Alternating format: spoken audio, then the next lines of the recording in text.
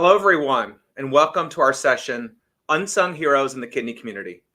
My name is Mike Spigler, and I'm the Vice President of Patient Support and Education for the American Kidney Fund. As you know, today's sessions are all about how to advocate for yourself and for your community. And in this session, you'll hear from three amazing individuals who are doing this extremely well. So let me get right to introducing our speakers. First is Sharon Rouse. Sharon is an experienced leader with a demonstrated history of working in the education and nonprofit industries. She's a native of the Washington, D.C. metropolitan area, and she has dedicated her life to influencing the world as a kidney disease, dialysis, and now kidney transplant survivor. Sharon is the founder of Kindness for Kidneys International Incorporated, which is a nonprofit organization dedicated to educating, encouraging, and empowering kidney warriors and their families. Next is Dr. Swathi Varanasi.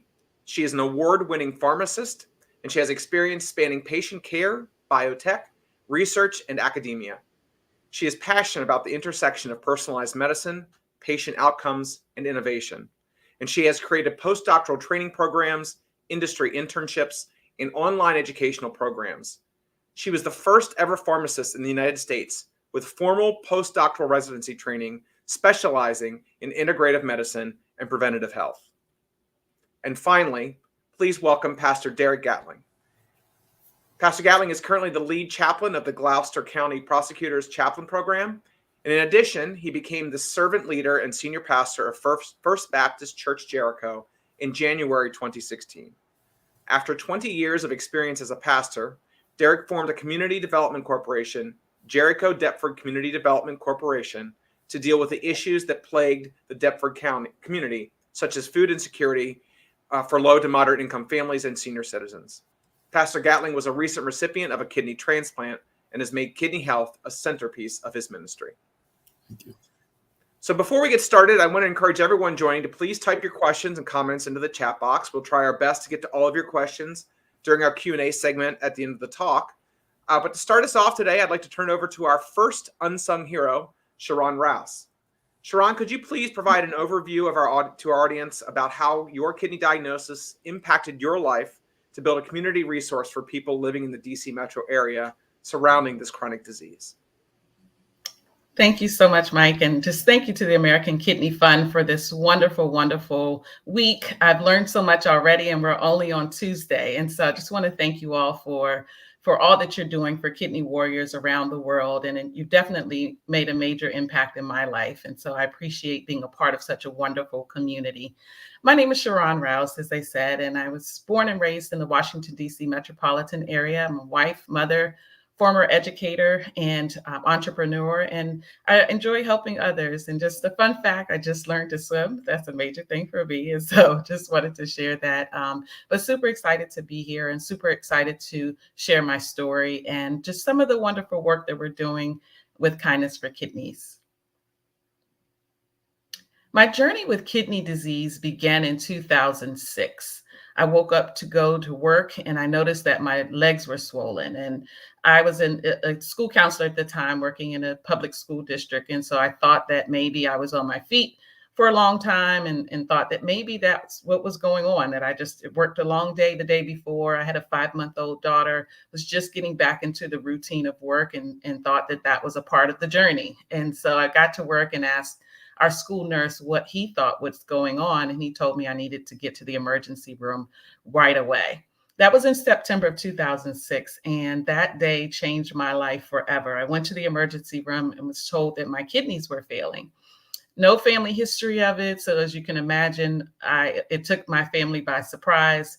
Here I was, a newlywed mom. Well, it was 3 years that we were married. And then we had our daughter getting ready to start our life in the prime of our lives. And we're hit with this devastating news. And so we really had to get on board with learning about it. I felt bad that I didn't know a lot about kidney disease, but no one in my family had it. And so we just felt like, oh, wow, where is this coming from? Nothing made sense at that point.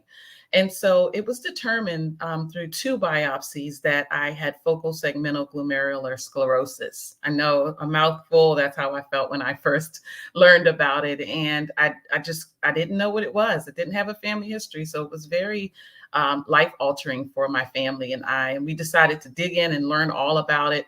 I was able to remain off of dialysis at the time for approximately 5 years. And then my kidneys began to continue to get worse. And so I had to start hemodialysis. And I will just pause here to say that I didn't want to do that willingly. It wasn't something, it was something that I fought for many years. And then I found myself in the emergency room again and was hospitalized. I was really sick. And they said, Ms. Rouse, you need to make a decision to go on dialysis. And I always share that because many people don't realize that when you're given a diagnosis, a life-altering diagnosis like FSGS or any other disease, that you will experience grief. And so in that moment, I realized I was grieving. I was in shock. I was angry. I was in denial. Why I was asking, why is this happening to me? And such a prime time in my life. And I'm a young mother just getting started on this journey as the family, and we're growing our family, and we're hit with this. And so it's just important to realize whether you're a caregiver or a kidney warrior yourself, many times you're grieving. And so it's important to be cognizant of it and to ensure that you get the support that you need to help you through the process. And so I did decide to go on hemodialysis. And when I started dialysis, my mindset began to shift. And it went from why me to why not me. And if this is something that has happened in my life, and although I don't understand how it happened or what I may have done to cause it, or, how, I was out of all of the people in this world, stuck with FSGS, it didn't make sense. But my mindset shifted when I started dialysis, and it became a mission for me to really, really live out whatever was going on, and to, in this process, ensure that I found out the information that I needed to find out to be able to help others. I felt like this didn't make sense to me. And so it's like, God, this has to be bigger than me. And I would sit in the dialysis center and think about, wow, I'm sitting here with what's going on. There's got to be something more. And so as a result, I was on hemodialysis for about a year, and then transitioned to peritoneal dialysis shortly after. And then on December 2nd of 2013, I received the gift of life from my sister, and we were 6 out of 6 antigen match. So it was truly a miracle. We had to go through a lot to get to the transplant table, but our journey, we ended up at the table. And I'll pause here to just say that as well, that don't stop with no. My sister and I had 4 no's going through the transplant process before we were finally cleared for surgery. And my sister, she is my hero. She is just a phenomenal, loving human being. As you can imagine, someone giving their organ, she's just a wonderful person. But I will say too, in sharing her story, that 2 years before we went to the transplant table, she tried to commit suicide. And I share that because you just never know what giving life to someone else could bring for you. And in that moment in my sister's life, she attempted, she wasn't successful, thank God. But for her, giving me new life represented her starting her life. And so becoming a living donor for me gave her purpose in life, and she is now thriving to this day. And so I'm so grateful for her, and just so grateful for all that we went through to be able to share each other's story and to walk through this life together. So this is where it all started for me. This is where Kindness for Kidneys was born. When I walked into the dialysis center, I experienced a myriad of emotions behind, all of it. Just what I saw. I couldn't believe that I didn't know more about dialysis, that I didn't know more about what went on there. And so going in there, and you're in there with all of these other kidney warriors, and you're looking around, there's a lot of things that you experience. And so I would sit in the dialysis chair and just think about ways that I could change the narrative, especially in communities of color where we're not talking about it. And when I would share my story, I always heard, oh yeah, my mom was on dialysis. Oh yeah, my aunt was. And I'm like, well, why aren't we talking about this? Why aren't we having conversations in our community to change the narrative so that this isn't repeated, the cycles aren't repeated over and over in our communities? And so I felt like it starts here. It starts with me. If I could just start sharing my story, if I could start sharing information about kidney disease, that will open the door for others to then share their stories. And so we wouldn't see cycles of, oh, my mom's on dialysis, now I'm on dialysis, now my daughter's going to be. Let's change that narrative. And so this is where it started for me. It's just sitting around in the dialysis center. As you know, you see a lot of things sitting in the chair. There are times where there's an empty chair when you come in, and people that you've built relationships with, and almost they're like family because you're going 3 times a week.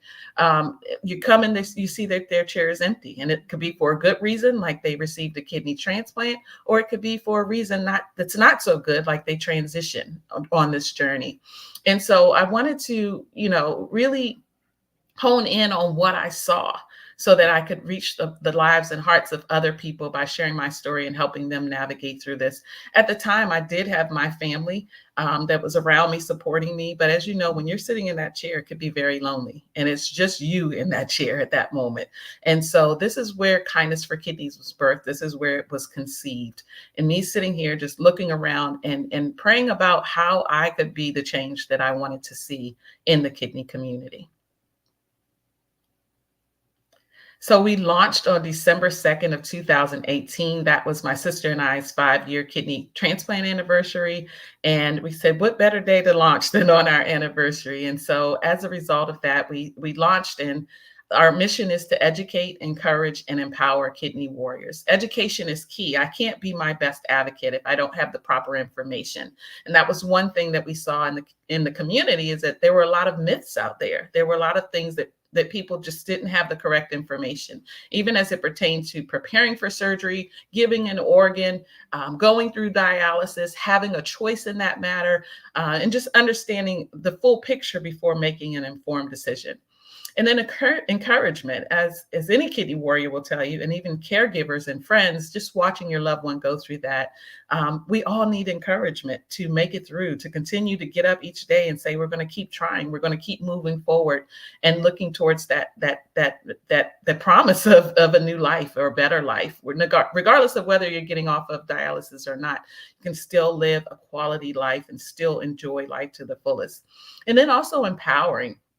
So we don't want it to stop with just getting information. We want to empower people to go out and influence their circle of influence and change and inspire those that are around them. And so those are our 3 tenets in our mission for Kindness for Kidneys. And so our goal through our initiatives in the 5 years that we've been in existence is to meet people where they are.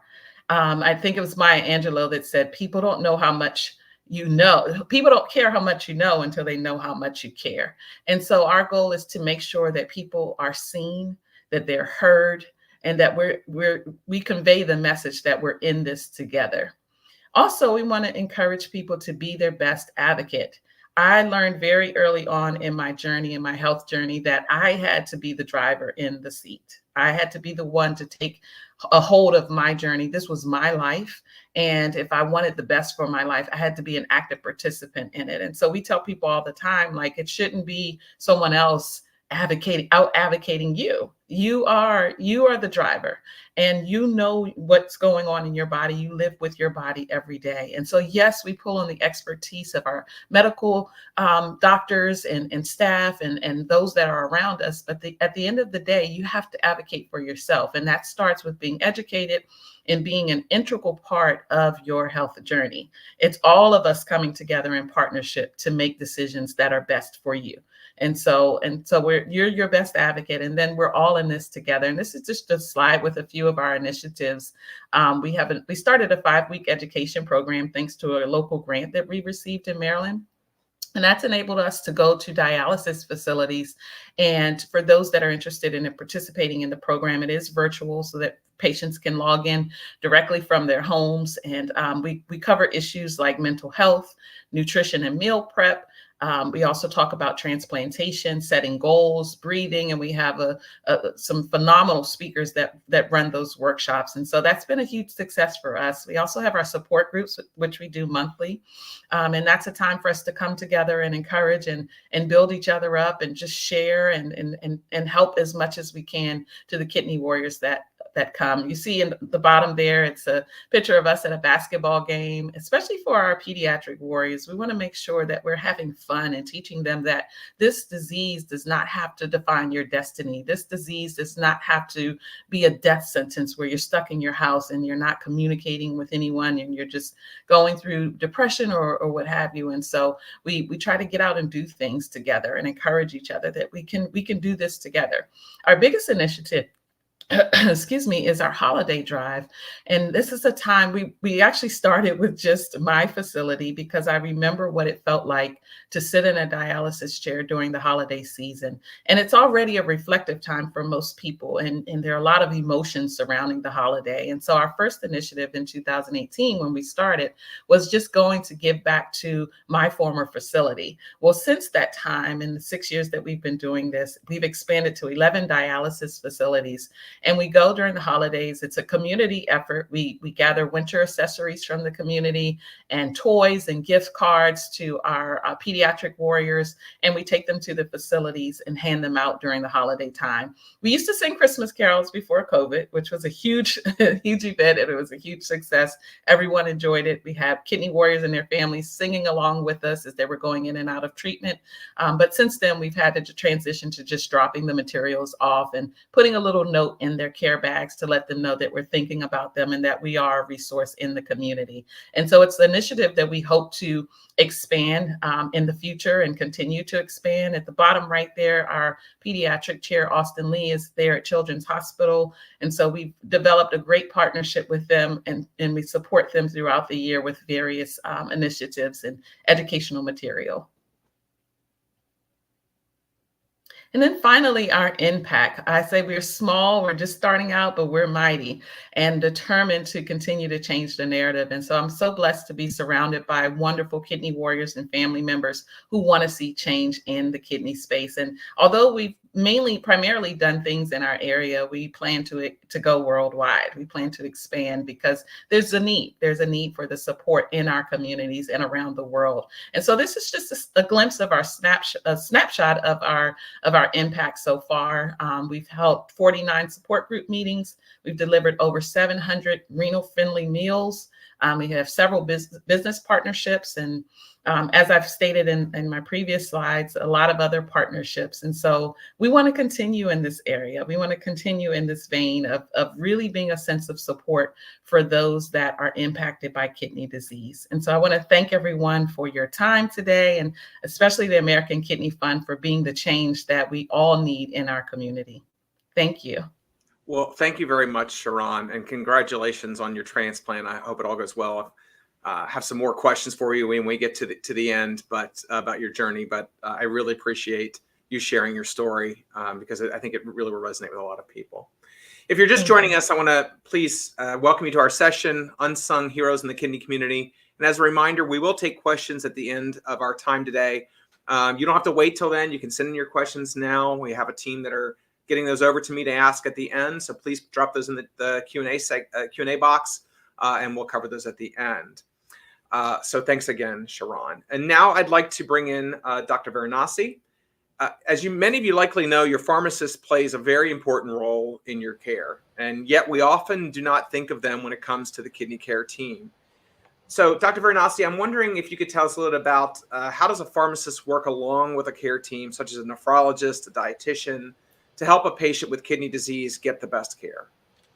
Yeah, great question and great place to start. And then I would also love to dive into a lot of other information I think that could be valuable to the community. So first and foremost, thank you so much for having me today. I'm so excited to be here to chat about this topic. I've had the pleasure of speaking on, the benefits of a pharmacist being involved on a collaborative care team in other contexts for other foundations as well. And I genuinely think that pharmacists are one of the unsung heroes in the space, just because, pharmacists are the most accessible healthcare professional, whether you're thinking about the ones that are in your corner pharmacy or the ones that are also working on those interdisciplinary care teams in the hospital or in the kidney clinic or in the dialysis center or in all of these different places where our patients are. And so I'm Dr. Swati Varanasi. I'm an integrative pharmacist. A lot of people ask me what that means.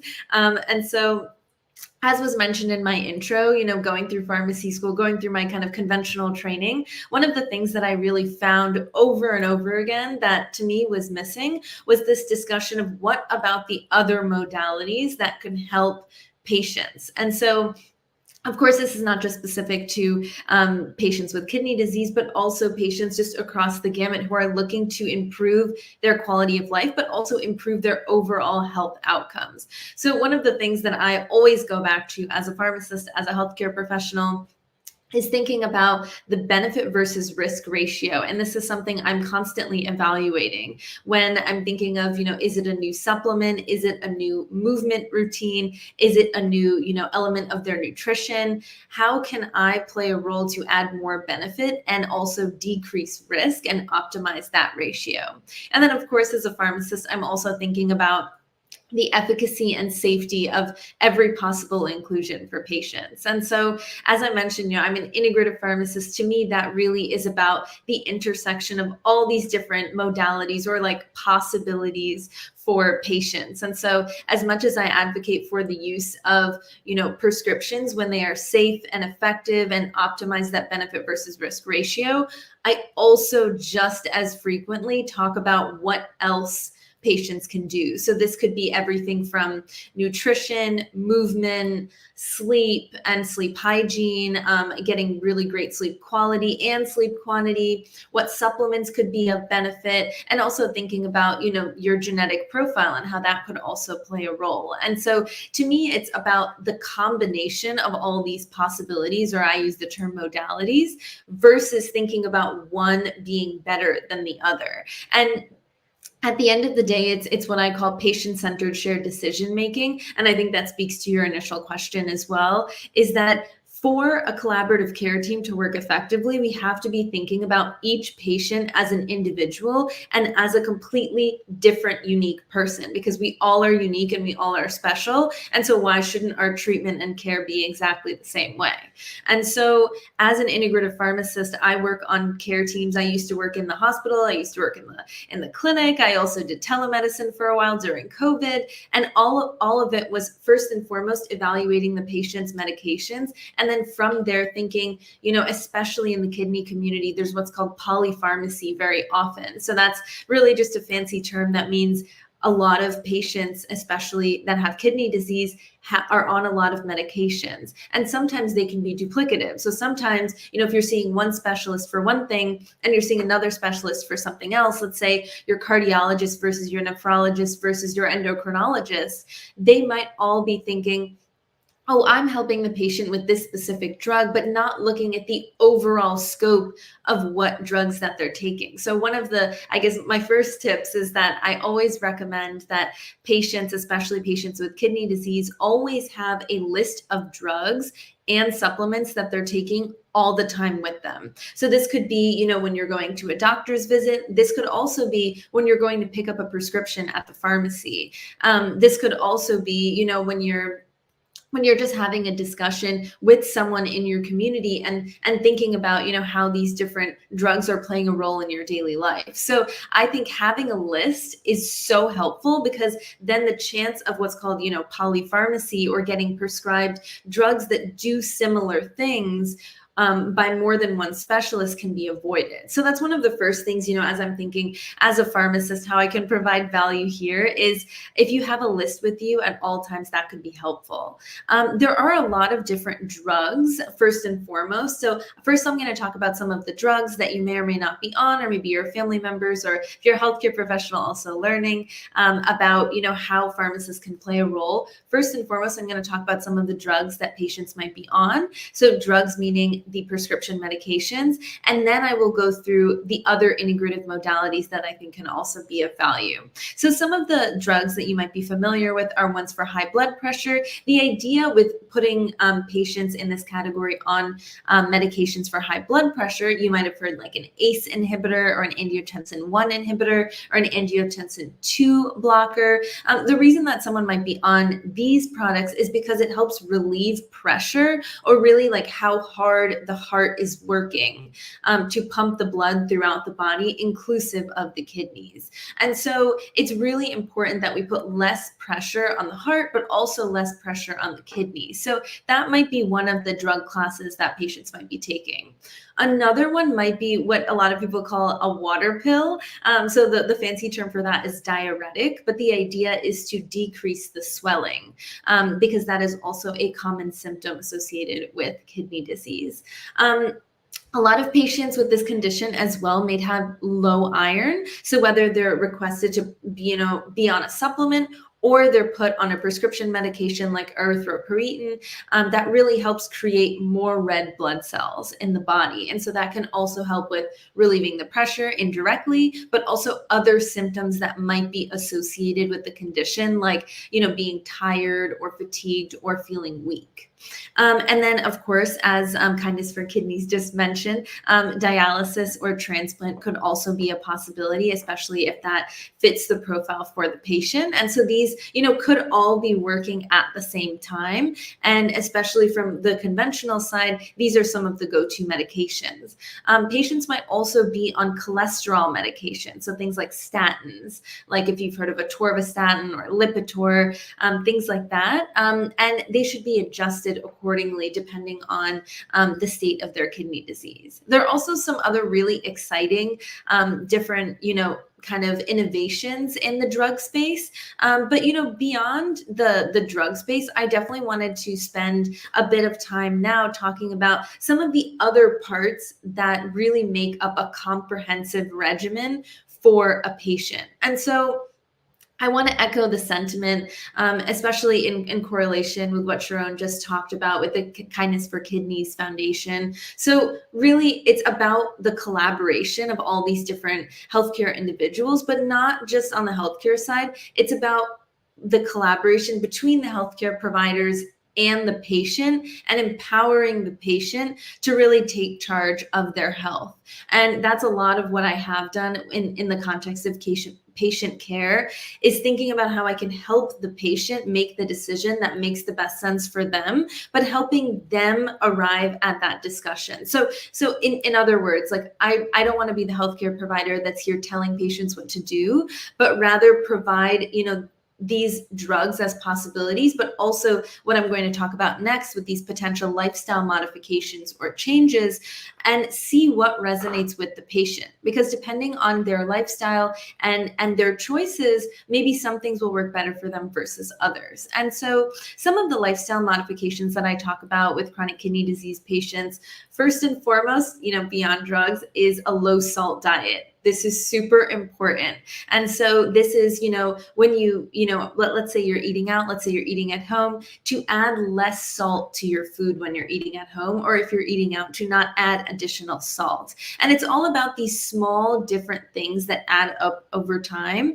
And so this is something that I, put in the category of a lifestyle modification or a lifestyle change. And so maybe you're used to, when you cook food at home, you maybe put salt in when you're cooking, but then after you also add salt again, maybe it's an opportunity to, instead of adding salt, we all want flavor in our food, absolutely, but think about adding different spices. Like, what about black pepper or turmeric or dill or basil or other things that also come dried, in a similar container of what you would find with like a salt shaker, but instead of thinking of what sorts of herbs you can put in there to still have a really satiating, exciting meal. And so at the end of the day, we want to improve quality of life. So we're not trying to say, take away your salt, ergo your, food won't taste as amazing. But instead, what can we swap out that will add really, really great flavor and have you looking forward to eating those meals? So low salt diet is one of the most important things. Also, limiting your cholesterol intake. So this is, limiting the amount of fats or oils, especially if we're thinking of saturated fats. So saturated fats can be disguised, or maybe not disguised, but they could be found in things that are healthy, like avocado and coconut, and even things such as red meat. They do have high quantities of saturated fat. So again, I'm not here telling everyone what to do with eliminating those things, but rather it's about the proportion in which you're eating them and limiting those. So maybe you have those 1 to 2 times a week instead of eating them every single day. And it's all about moderation rather than completely eliminating something that brings you joy, but instead having it maybe once a month or once a week, depending on what it is.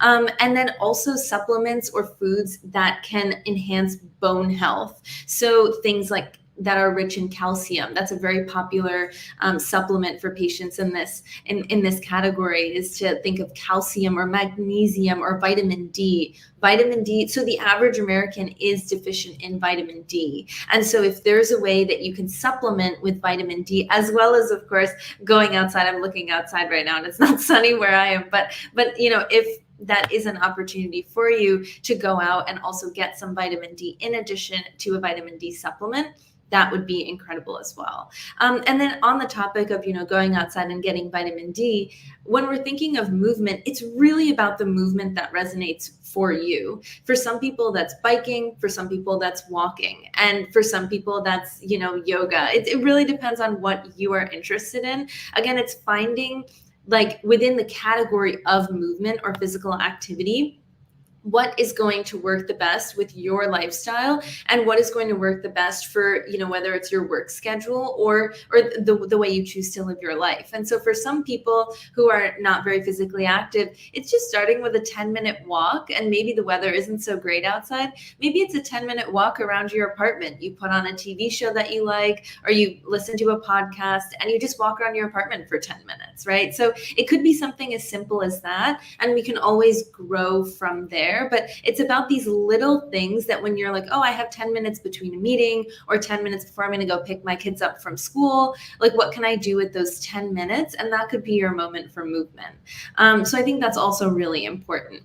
I think in addition, especially with patients with chronic kidney disease, to moderate protein intake. I know that protein is so important for so many aspects of health and wellness, but ensuring that if you are looking to incorporate more protein, that it is lean fish or lean meats, and also thinking about some unconventional sources of protein too. So not necessarily from the animal product category, but thinking of beans as a really good source of protein. Also, especially if we're thinking of a complete protein, having all the amino acids that are really going to fill our bucket from an essential standpoint.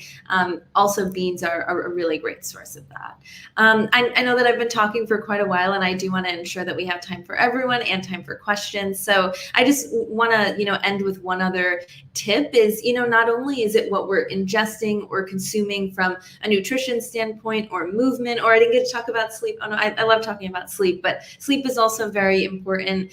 It's also about our relationships. And this was also mentioned by our previous speaker, is having those relationships around us and support are just as important of every single thing I mentioned, from a quintessential drug to a supplement to our protein intake. And so I just wanted to end on that note, that it really is about each patient individually, and how, as an integrative pharmacist, as the collaborative care team, how we can work as a team with the patient to see how we can help the patient achieve their treatment goals and service those guides. So thank you so much for having me again. Well, thank you so much, Dr. Varanasi. And I think you're a great example for being an unsung hero, because all of us should go out and be able to tap into our pharmacist the way you just described, because not just medications, but, behavior modifications too. So lots of questions coming in. I've got some for you as well, but we'll come back to you in just a minute. If you're just joining us, please drop some questions into the Q&A box. And I should also say that one of the things that Dr. Varanasi talked about was just the importance of diet modifications. And later today, we do have a session on Kidney Kitchen, which is our healthy eating website, and certainly hope you stick around and learn more about what that has in store for you. So I want to go ahead and bring in our final unsung hero of this panel, who has a unique perspective as a trusted community leader. Pastor Gatling, I'd love to know, how did your own kidney disease diagnosis impact you as a faith leader? And how do you use that to educate your own congregation? Very good. First of all, thank you, Mr. Mike, for giving this opportunity for me to discuss these kidney disease and how it affected my ministry. Around about age 40, I found out that I had high blood pressure. I was not going to the doctor, just taking care of my career. I was bivocational at that time, both pastoring and working in the secular field. And so what occurred, my wife encouraged me to go to the doctor and do annual checkups. And once I found out that I had high blood pressure, it had my doctor, my nephrologist, had told me that I had kidney disease. And so what I have found from there is that it's important that we, one, start talking about our family history. I didn't know my family, my mother, my father, and several members of my family had high blood pressure, but we never had that discussion.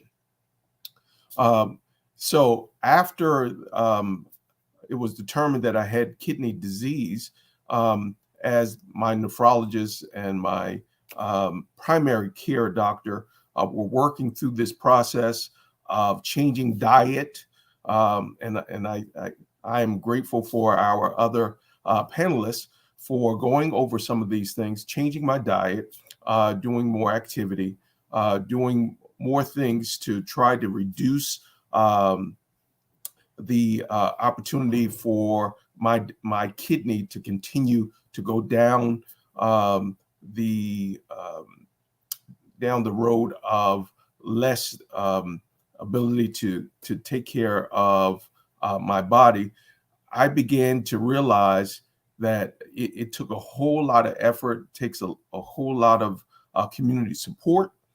But as I was going through this, my doctor was telling me about how potentially I may have to go on dialysis if it goes below a certain threshold. And for me, that was a shock. Healthy man, played football, played basketball, I've always been in shape, but this high blood pressure had taken my kidneys and had reduced their capacity to be able to take care of my life. And so as we began going through this process, I had developed COVID, and COVID shut down my kidneys. And so as a result, I had to go on dialysis. I was on dialysis for 2.5 years, but here was the redeeming fact. I was not going to discuss this with my church at all.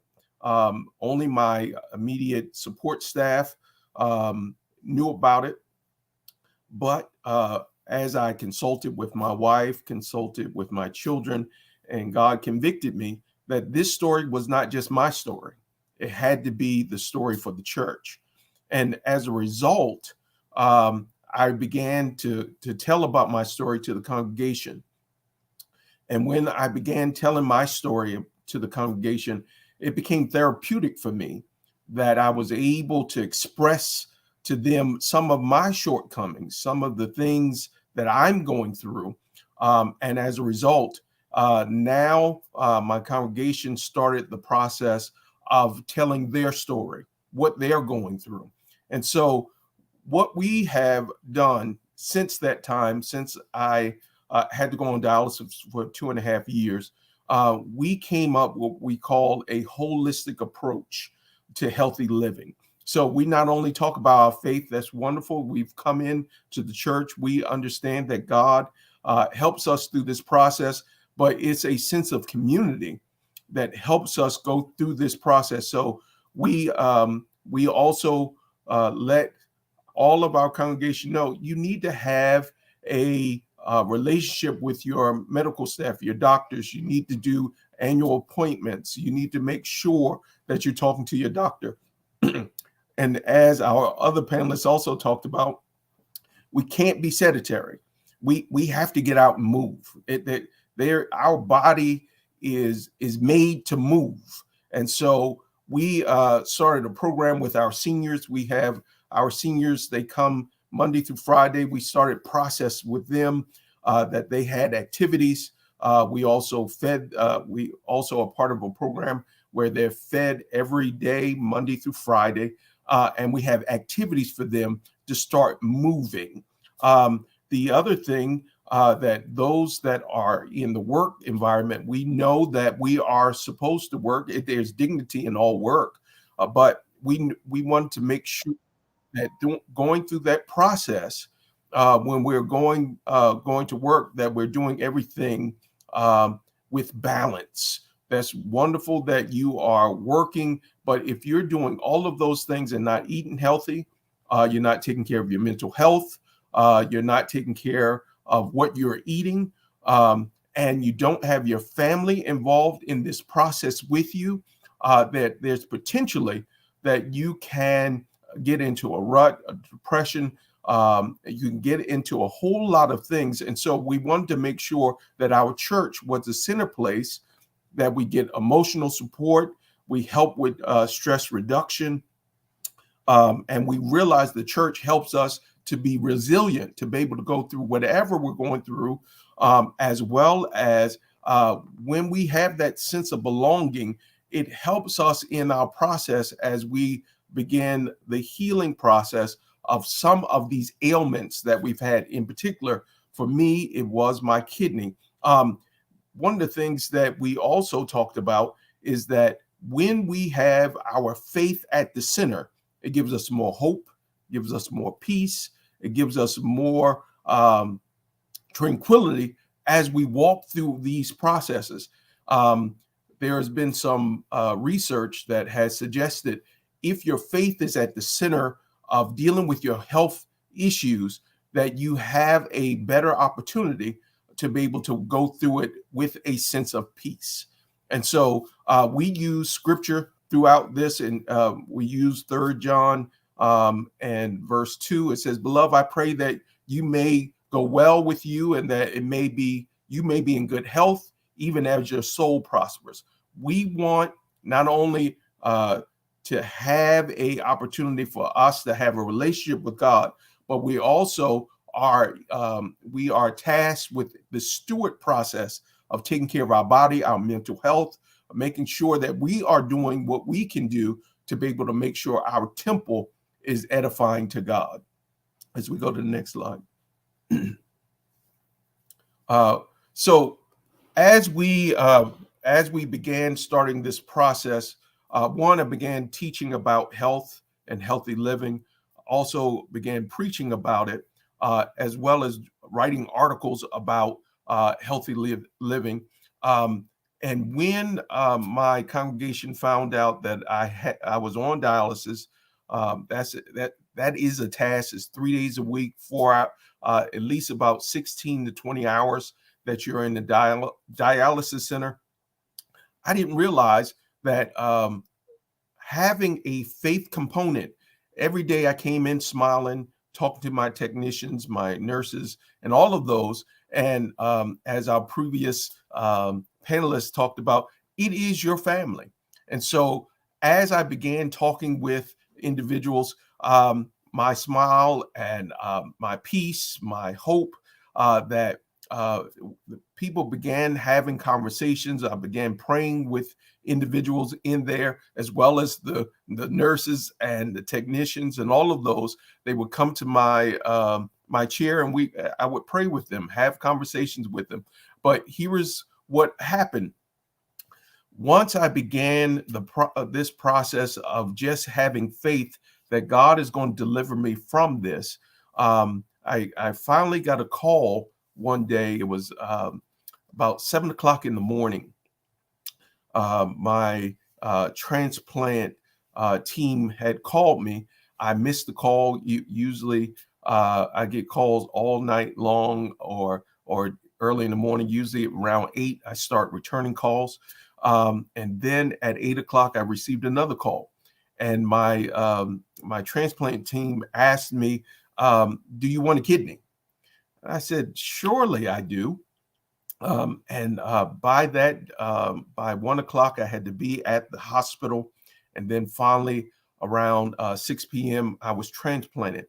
And as we go through this process, it is important that we realize that we have support with our family, we have support with our faith, we have support with our community of faith, which is our church. Our church was so supportive during this period of time. They were calling my wife, because my wife had set some parameters. No one could talk to me at that time. They talked to my wife, and she conveyed that to me. But they were praying for me. They were also encouraging and making sure my wife had food and all the things. So this community support was so infectious that it just made me feel that I was in a community that was able to see some of my shortcomings, but also be able to keep me up during that period of time. And so when our community goes through whatever they're going through, when one goes through something, all of us go through it. And so we support, we send cards, we call, we make sure that that person knows that they feel loved. Next slide. So as I talked about before, from this process that I had to go through,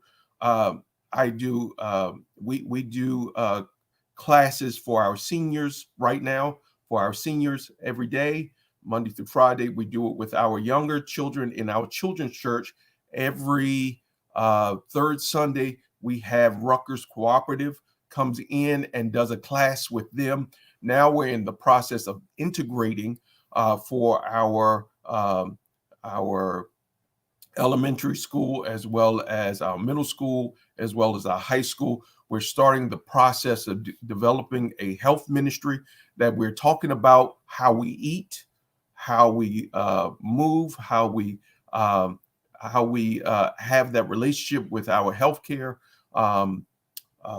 team, how we are able to start this process of having our family engage in this process together, that you don't have to go and walk by yourself. My wife and I, we do at least 3 to 4 miles a day. So I'm there having support, and we're having teams to go out to begin walking with one another so that we are in this process of living healthy together.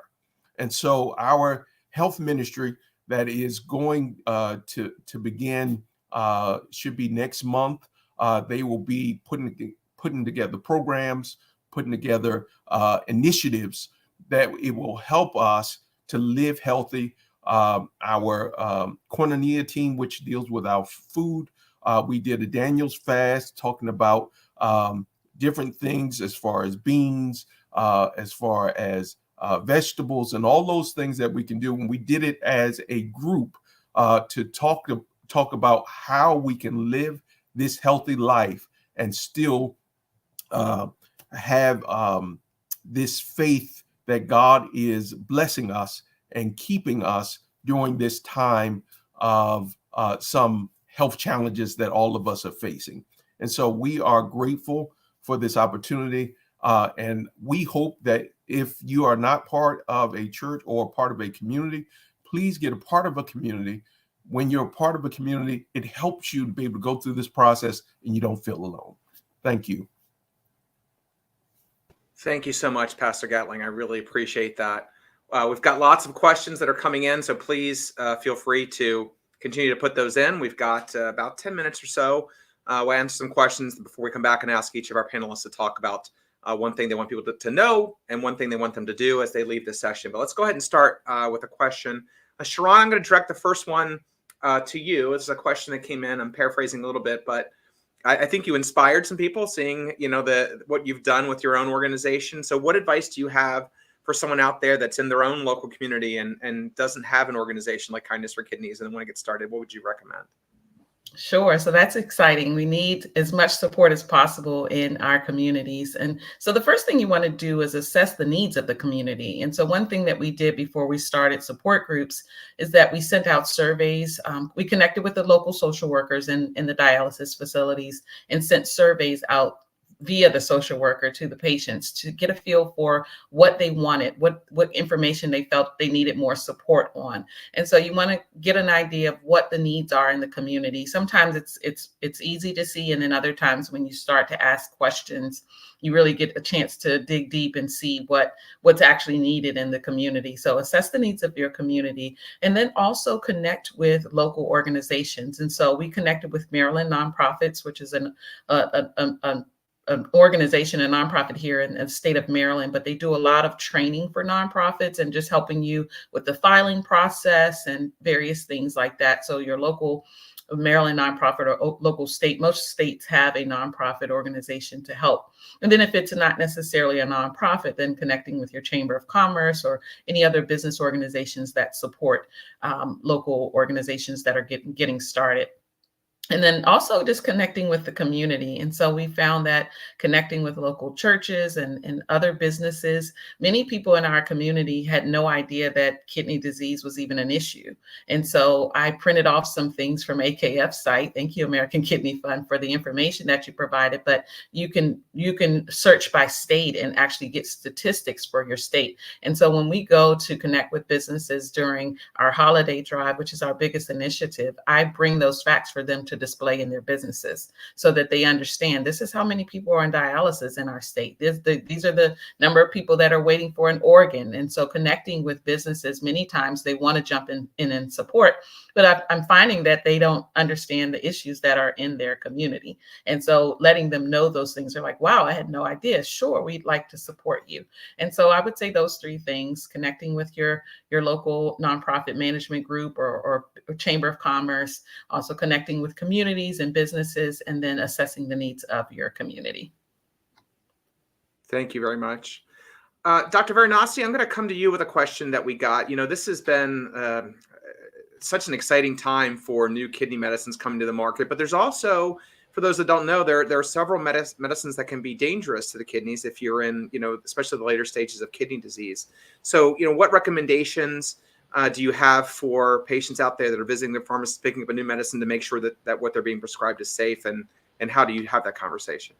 Yeah, definitely. That's a great question, and great from especially a patient empowerment perspective of like what can a patient be asking their healthcare team or their pharmacist. So something to clarify is that it really depends on the drug itself. So let's say this is a drug, but also we do need to think about supplements. Of course, I'm like an integrative pharmacist thinking that it's not just about drugs, but it's also about the supplements and the other things that patients are taking. So to clarify, when we're thinking about drugs or supplements, that they're generally metabolized or broken down by the liver or the kidney. So it really depends on, if the patient is interested in incorporating a new drug that is metabolized by the liver, then we don't need to worry about it. And that means it's not really going to go through the kidney at the end of the day. And that means that having, kidney disease, chronic kidney disease, that's not really going to impact the disease, or it's not going to impact the state of the kidney. Whereas there are a lot of drugs that are metabolized or broken down by the kidney, and there are some drugs as well that are metabolized or broken down in part by the liver and then in part by the kidney. So those are the ones that are, really in question, or really pertinent to this question. And one thing to keep in mind is that if that is the case, and that their healthcare team or their pharmacist deems that this drug could be of benefit, or this supplement could be of benefit, but it is broken down by the kidney, one of the ways that they can go about that is adjust the dose. And a lot of the way that if something is broken down by the kidney, whether it's supplement or a drug, when it's going through, if the filtration rate, or if the way that from a nephrological standpoint that the kidney is working, then we can actually adjust the dose to ensure safety. Again, always I'm talking about safety and efficacy and optimizing the benefit versus risk ratio. There might also be a context in which maybe this drug would be a good choice for the patient. However, there's a drug interaction. Even if we adjust the dose, there's still a potential drug interaction with something else that the patient is taking, and therefore it would not be suitable for them because the risk outweighs the benefit, and we definitely don't want that. So this goes back to one of the things I said initially, is to keep a list of all your drugs so all of your drugs, your supplements, anything you're taking regularly, at least 3 to 4 times a week. Keep that list with you no matter what, because that will be the first thing a pharmacist or a healthcare provider will ask you. Is like, oh, what else are you taking? Before thinking about adding something new to the regimen. So that's really important. And then one of the things I always say is that I say it, my mentors have said it, the most dangerous drug or supplement that a patient is taking and is the one that they have not told us about. So if you don't tell us, everything that you're taking, maybe it's, even taking calcium. Calcium can interact with things potentially. Even things that you might think are benign could potentially interact, whether it's a supplement or a drug. And so just keeping that list and being open and honest about what you're taking, knowing that your healthcare team wants to help you and is not going to judge you, is really important. And that will evade any sort of, safety or dosing issues. Thank you so much. Pastor Gatling, let me come to you with our final question, which is just, what you were going through, certainly as the leader of your congregation, I'm sure brought that top of mind. For someone that's not going through that, but wants to raise kidney disease awareness in their own place of worship because it's something they're dealing with in their community, what advice do you have for them? One of the things, hopefully, that your leadership would be would advocate for this. One, because we had several people that was on dialysis as well as had diabetes. They've lost some digits, or they've had several stays in the hospital. So it becomes something that your leader should at least want to do well for their congregation. But we also have resources. So we thank God for the American Kidney Fund. They have resources, as well as we use the organization. I used to be a part of a community organization that used to deal with health.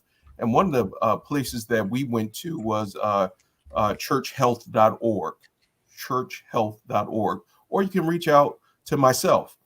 We will make sure that we give you the resources that we have, because we work with Rutgers Cooperative as well as a couple hospitals. And once you began that engagement with your health community, they will also help you in this process as well, nurses as well as nutritionists. Great. Thank you so much. Well, we have flown through this time, and we like to wrap with at least, to go everyone ask for one thing to know, one thing to do. I think we probably only have time for one. So I'm going to ask Sharon, what's a takeaway? What's one thing you want people to leave here today with knowing, and one thing you want them to do? One thing that I would say I want people to know is that you are not alone. And I think that's just knowing that alone helps people get through the journey. And one thing to do is get connected. We were not created to be an island of our own. We were created to be in community. And so it wasn't until I started connecting and actually sharing my story that I actually began to move forward with a sense of peace, a sense of okay, I can get through this. And so one thing to do now is get connected. American Kidney Fund, there's several organizations out here that do a plethora of things. As Pastor Gatlin said, it's faith community. Getting connected helps you through those difficult times, and it really builds you up so that you can continue to run the race. Fantastic. Well, I want to thank everyone for really opening themselves up in their hearts and telling their stories. We really appreciate it. I want to thank the audience for your attention, your motivation, your support in the chat, your questions. But it's time to move on, believe it or not, to our next session. And that session is our kidney health coach, empower others to take steps to keep your kidneys healthy. If you don't know our Kidney Health Coach program, it's an excellent way to make an immediate impact in your community. You can take some of the advice you heard today and really start to make a difference. So give it a listen. See the fantastic impact that this program is already making around the nation. If you haven't already, please follow us on Facebook. Send us an email through kidneyfund.org to find out more resources like this. Once we conclude this session, you will see a brief survey pop up. Please take a minute to fill it out and tell us how we did. Your feedback will be very useful as we plan future sessions. Thank you, everyone.